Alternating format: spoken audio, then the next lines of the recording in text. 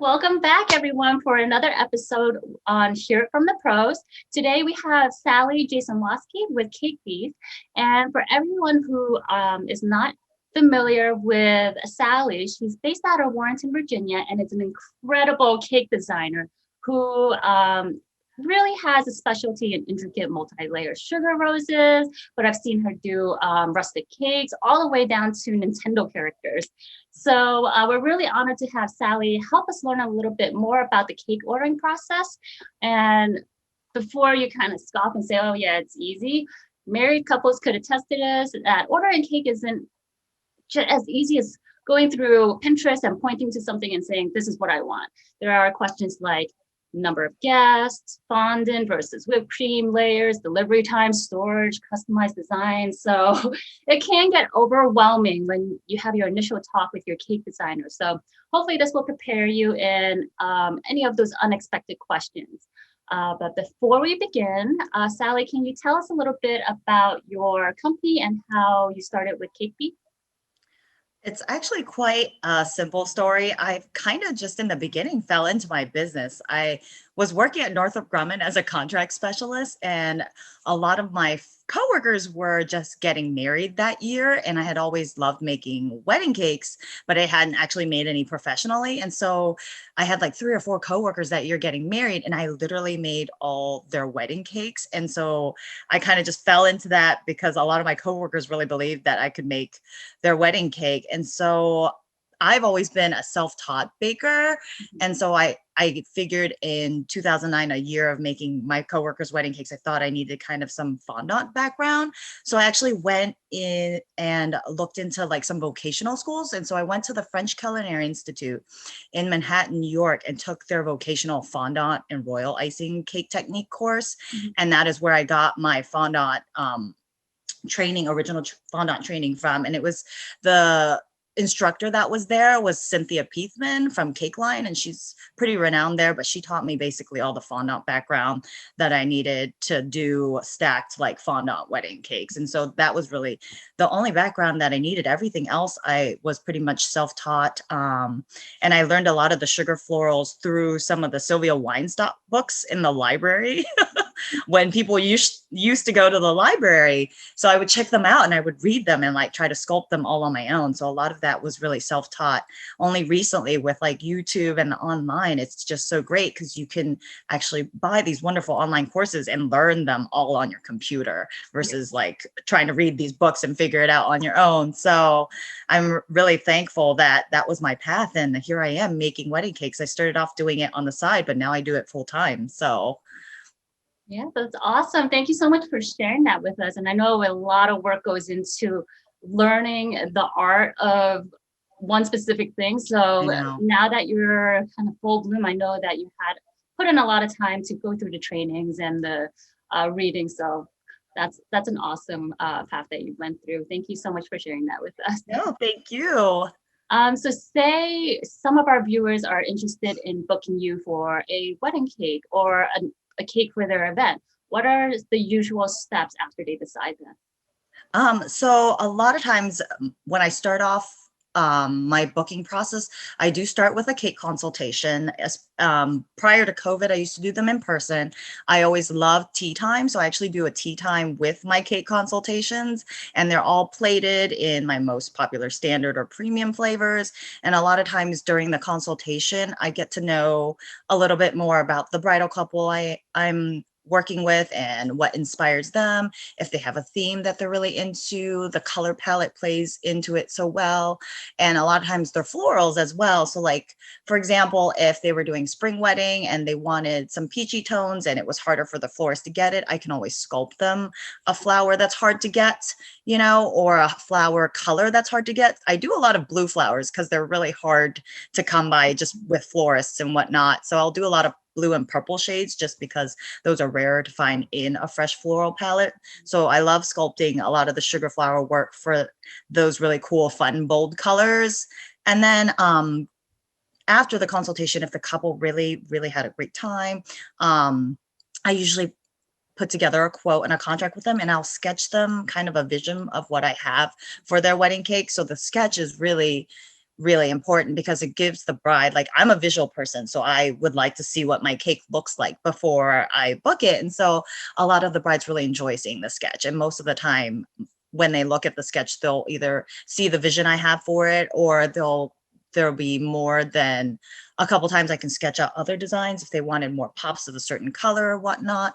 And so from there, a lot of times once they see the sketch, they're pretty usually happy with what they're seeing for their vision of their wedding cake. And then to book me, pretty much I just send them a quote via Square and a contract via Adobe Sign, which is great because it's all electronically done. It's very fluid.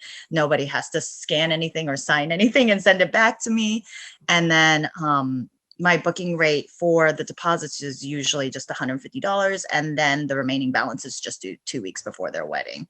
And that gives the bride a lot of flexibility in the sense that if they have any date changes or any downsizing for like the guest count, that can all be mitigated usually way before 2 weeks before their wedding timeline. And so that's pretty much my booking process. Awesome. Awesome. And I always loved cake tasting. So it's really Oh, yes. I fun. think most people tell me that's like one of their favorite things to do besides the food tasting. So,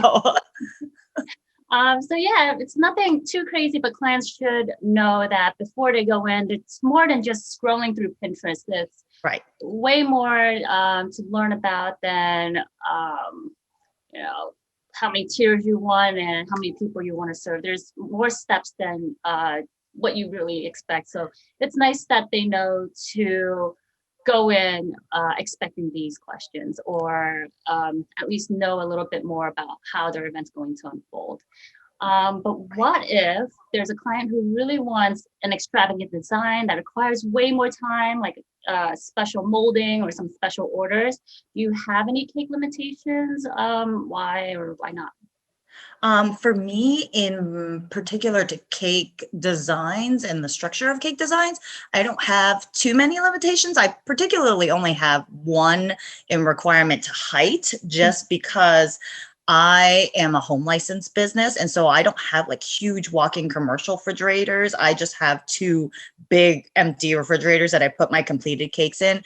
And so I think my maximum height limit is about 40 inches, which is about over 3 feet tall, like no more than like a 7-tiered cake. Just because I can't fit it in my fridge and I cannot fit it in my car. Like I think my trunk is only about 42 inches high. So I want to make sure I have enough clearance to slide that cake in without anything moving it or wobbling it too much. So I just have a height limitation. But when it comes to designs, I really don't. I love designing something new, something different, abstract. And so anything goes. If a bride comes in going, you can do whatever you like, and I just want black and gold with some feathers or whatnot, I'm totally cool with that. And I love making something different. So Yeah, and that's awesome because everyone wants something a little different, and I'm sure there's always right. ways to work around that. But yeah, hopefully someone doesn't need more than a 7-tier cake. I know. And a lot of times I have a workaround if they do, like I would construct some of it and then construct the rest when you get to the venue, but that's more of a time crunch. And I know it makes everyone stressed, you know? So I never like to put the coordinator or the caterers in that position, like, hey, how fast can you get the linens up? You know?